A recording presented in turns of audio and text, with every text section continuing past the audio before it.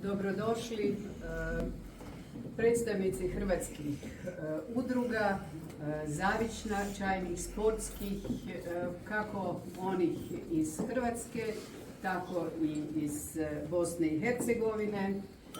Dobro nam došle hrvatske učiteljice sa njihovom koordinatoricom hrvatske nastave u Švicarskoj, umjetnici koji djeluju u Švicarskoj, znanstvenici, predstavnici u međunarodnim organizacijama i uredima, znanstvenici, poslovni ljudi, radnici, hrvatski zetovi i snahe.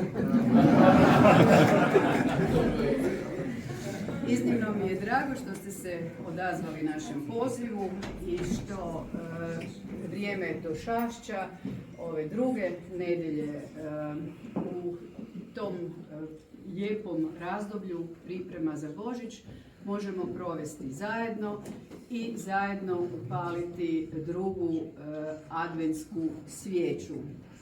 Pripremamo se za najradosniji kršćanski blagdan, za Božić, a pred kraj godine naravno i svi na neki način rezimiramo što smo postigli bilo u našim obiteljima, bilo u poslovnom okruženju i planiramo što ćemo i kako ćemo planirati sljedeću godinu.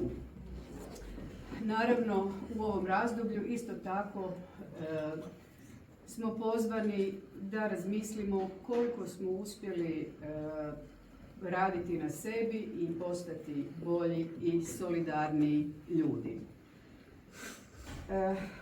Pri tome često u našim planovima uzimamo zdravo za gotovo neke privilegije na koje smo navikli, poput mira, blagostanja, sigurnosti.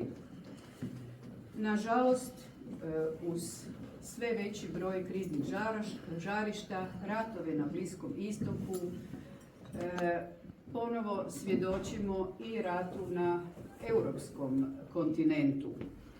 To nas podsjeća i na 1991. godinu i Domovinski rat u Hrvatskoj koji je kulminirao upravo u ovom razdoblju pred kraj godine.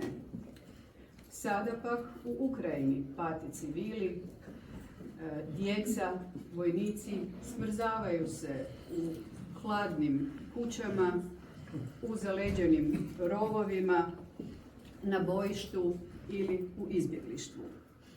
Ja se sjećam naših dečkiju i cura, hrvatskih branitelja koji su u trapericama i tenisicama išli u obranu naše domovine, ali sjećam se i solidarnosti naših ljudi kako u domovini, tako i u iseljeništvu, zajedništvu koje nam je omogućilo pobjedu i slobodu, konačno mir i demokraciju.